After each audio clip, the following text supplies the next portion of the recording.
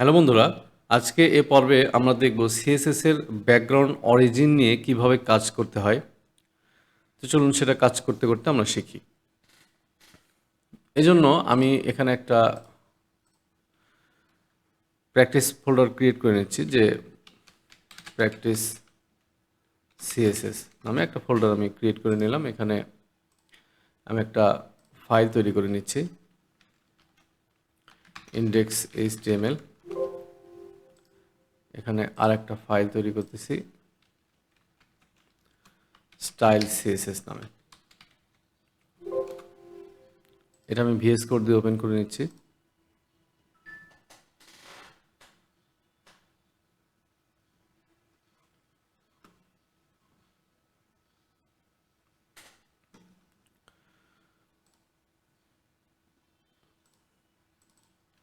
আমি একটা HTML5 এর স্নিপেট নিয়ে নিই এখানে।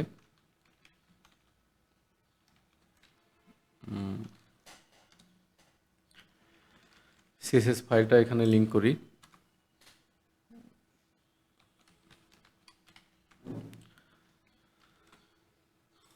এখন এখানে আমরা একটা বক্স তৈরি করে নিই। হ্যাঁ, ব্যাকগ্রাউন্ড অরিজিন এখানে আমরা কি কি দেব সেটার জন্য আমাদের কিছু একটা বক্স তৈরি করে নিতে হবে, তার ভিতর কিছু কন্টেন্ট রাখতে হবে। আমি সেগুলো রাখি। বক্স নামে আমি একটা ক্লাস নিলাম।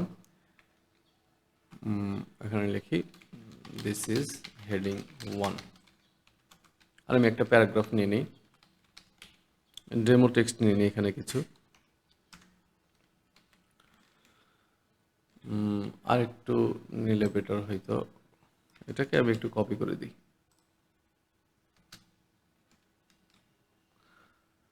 আচ্ছা,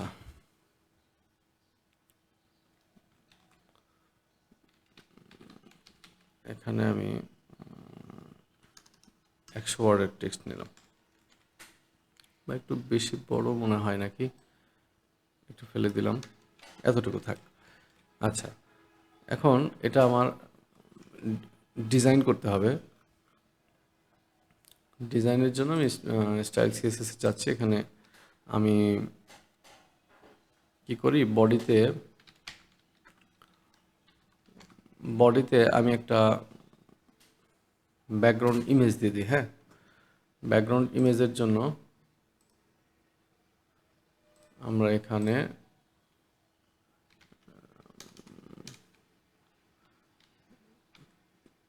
পিক্সেলস নামে একটা ওয়েবসাইট আছে, এখান থেকে আমরা ইমেজ নিতে পারি। এখানে আমি নেচার লিখে সার্চ করি।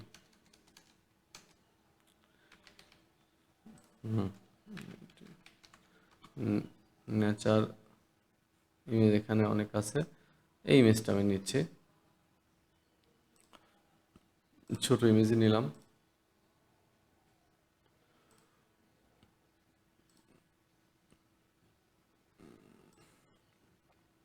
এটার একটা নাম দিই 01। এটা আমাদের প্রজেক্ট ফোল্ডারের মধ্যে নিই। হ্যাঁ, প্র্যাকটিস সিএসএস ফোল্ডারের মধ্যে নিলাম। আর এখানে আমি ব্যাকগ্রাউন্ড ইমেজ দিই। ব্যাকগ্রাউন্ড ইমেজ এখানে হচ্ছে আমার এটা হচ্ছে 01 জেপিজি। এখানে এখানে কিন্তু ডট স্ল্যাশ না দিলেও হইতো। হ্যাঁ, ওটা যেন অটো আসে, আমি সেই কারণে এটা লিখছি। আচ্ছা, এখানে ব্যাকগ্রাউন্ড, আমি যদি ব্যাকগ্রাউন্ড সাইজ দিই, একটা ব্যাকগ্রাউন্ড সাইজ কভার, তাতে কেমন দেখায় একটু চেক করে আসি।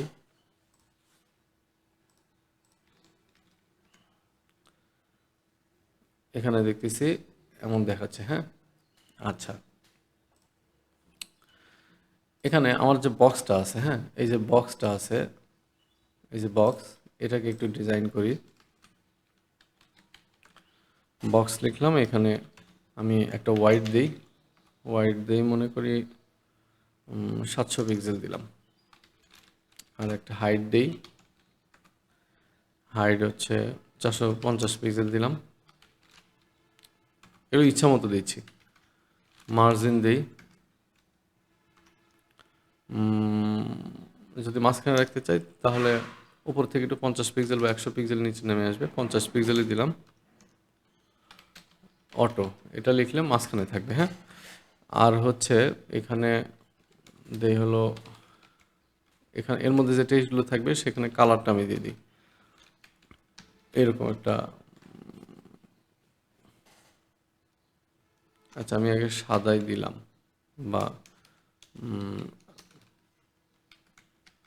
এরকম একটা কালার দিলাম, পরে চেঞ্জ করব। আচ্ছা, এখন এখানে প্যাডিং দিই, চতুর্পাশে একটু প্যাডিং দিই 40 px। আচ্ছা, আর হলো এই তো, আর হচ্ছে এর মধ্যে যে কি আছে, এর মধ্যে পি আছে একটা। হ্যাঁ, আচ্ছা পিতে, আচ্ছা থাক, যেমন আছে এমনই থাক, আমি দেখি কেমন দেখাচ্ছে। এটা এমন দেখাচ্ছে। হ্যাঁ, টেক্সটগুলা টেক্সটগুলো আমি সাদা দিই, তাহলে বুঝতে সুবিধা হবে। সাদা দিলে বুঝতে সুবিধা নেই, সাদা দিলাম। এখানে রিলোড করলে এমন দেখাচ্ছে। হ্যাঁ, আচ্ছা, এখন আমি এটার চতুর্পাশে একটা বর্ডার দিই, চতুর্পাশে একটা বর্ডার দিই। Border 40 px। সলিড না দিয়ে আমি দেব হচ্ছে, যেহেতু ব্যাকগ্রাউন্ড অরিজিন প্র্যাকটিস করব, তাহলে ডটেড এরকম একটা কিছু দিই, তাহলে বুঝতে সুবিধা হবে। আর ব্যাকগ্রাউন্ড সাদাই দেব, ব্যাকগ্রাউন্ড সাদাই দিই, মানে হচ্ছে কালারটা সাদাই দিলাম, সরি। এইরকম দেখতে হলো। হ্যাঁ, আচ্ছা, এটার একটা ব্যাকগ্রাউন্ড কালার দিই। হ্যাঁ, এটা একটা ব্যাকগ্রাউন্ড কালার দিই, যাতে একটু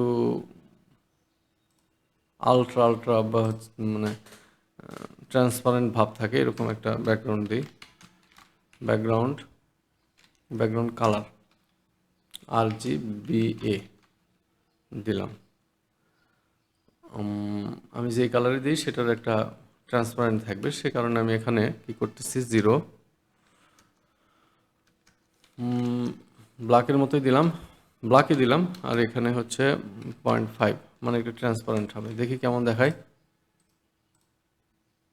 এরকম দেখাচ্ছে। হ্যাঁ, এটা এখন এরকম দেখাচ্ছে। আচ্ছা, এর মধ্যে আমি একটা ব্যাকগ্রাউন্ড দেব। এই ব্যাকগ্রাউন্ড কালারের উপরে আমরা একটা ব্যাকগ্রাউন্ড ইমেজ দেব। সেটা কিভাবে দেব, ব্যাকগ্রাউন্ড ইমেজ কেন দেব বলতেছি। এখানে ব্যাকগ্রাউন্ড ইমেজ, ব্যাকগ্রাউন্ড ইমেজ, আমি একটা ইমেজ নিই, ব্যাকগ্রাউন্ড ইমেজ নিই, ব্যাকগ্রাউন্ড ইমেজ আমি এখান থেকে ন্যাচারি নিয়ে একটা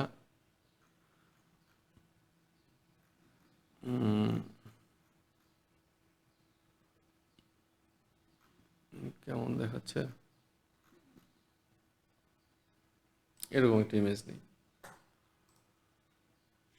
এটা ডাউনলোড করি। এটা আমি আমার এখানে প্র্যাকটিস সিএসএস ফোল্ডারের মধ্যে আমি এটা 02 নামে সেভ করলাম। এখন এখান থেকে আমি 02 ইমেজটাকে নিলাম। এই ইমেজটা নেওয়ার পরে দেখি এটা কেমন দেখায়। এখানে যদি রিলোড করি, তাহলে এর মধ্যে কিন্তু আমার ব্যাকগ্রাউন্ডটা দেখাচ্ছে। হ্যাঁ, এর মধ্যে আমার ব্যাকগ্রাউন্ডটা দেখাচ্ছে। আমার এখন এখানে কিন্তু রিপিটেড অবস্থা আছে, তাই না? তাহলে এটা আমার কি করতে হবে, রিপিট যেন না হয়, তাহলে background repeat, no repeat use করতে হবে। নো রিপিট দিলে এখন যদি আমি দেখি আমার এখানে এমন দেখাচ্ছে, রিপিট হচ্ছে না। আচ্ছা,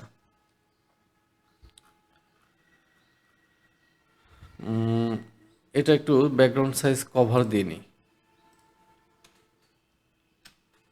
ব্যাকগ্রাউন্ড সাইজ কভার দিয়ে নিলে তাহলে কি দেখব, দেখি রিলোড করতেছি, এখানে এভাবে দেখাচ্ছে। হ্যাঁ, মানে পুরোটা কভার হয়ে গেছে। ঠিক আছে, এখন আমরা যেটা দেখব সেটা হচ্ছে ব্যাকগ্রাউন্ড অরিজিন। ব্যাকগ্রাউন্ড অরিজিন এখানে দিলে কি হবে?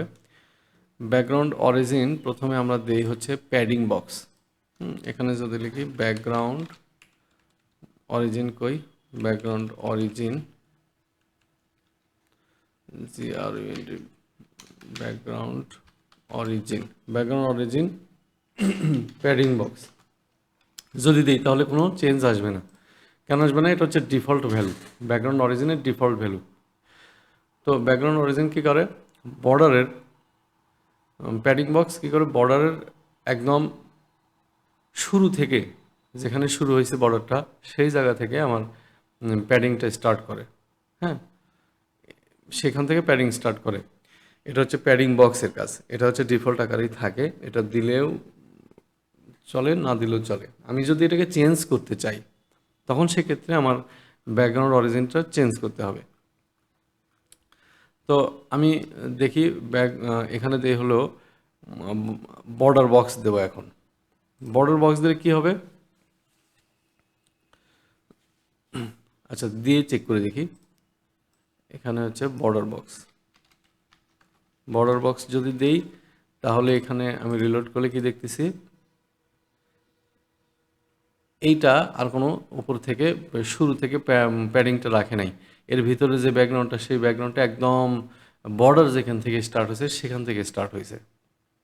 হ্যাঁ, এটা হচ্ছে বর্ডার বক্সের কাজ। মানে বর্ডার বক্স যেখানে দিব সেখানে বর্ডার যেখান থেকে স্টার্ট হবে সেইখান থেকে ব্যাকগ্রাউন্ডটা স্টার্ট হবে, কোনো প্যাডিং রাখবে না। যদি প্যাডিং এখানে গ্যাপ রাখতো তাহলে সেটা প্যাডিং বক্স হইতো। আচ্ছা, এরপরে আমরা দেখব হচ্ছে কন্টেন্ট বক্স। হ্যাঁ, কন্টেন্ট বক্সটা কীভাবে কাজ করে দিয়ে চেক করে দেখি। এখানে আমরা লিখব বর্ডার বক্সের পরিবর্তে কন্টেন্ট বক্স। এটা হচ্ছে ব্যাকগ্রাউন্ডটা যেখান থেকে কন্টেন্ট আমার স্টার্ট হবে সেখান থেকে স্টার্ট হবে। আমি যদি রিলোড দিই তাহলে আমরা দেখতেছি যেখানে আমার কন্টেন্ট স্টার্ট হয়েছে সেখান থেকে কিন্তু আমার ব্যাকগ্রাউন্ডটা স্টার্ট হয়েছে। কিন্তু কথা হচ্ছে, এমন মনে হতে পারে যে এখানে তো আমার টাইটেলের উপরে তো কিছু অংশ জায়গা থাকলো।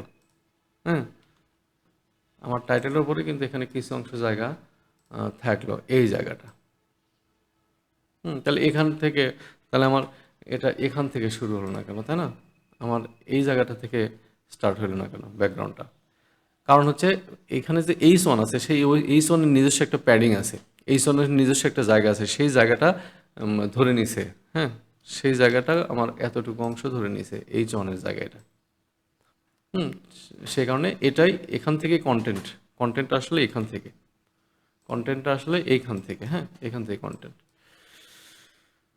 তো ঠিক আছে, আজকে এই ভিডিওতে আমি ব্যাকগ্রাউন্ড অরিজিন বোঝাইতে চাইছিলাম। এটাই ছিল আমার ক্লাস। আমার ভিডিও ভালো লেগে থাকলে আপনারা অবশ্যই আমার চ্যানেলকে সাবস্ক্রাইব করবেন, লাইক কমেন্ট শেয়ার করে আমার পাশে থাকবেন। ধন্যবাদ সবাইকে।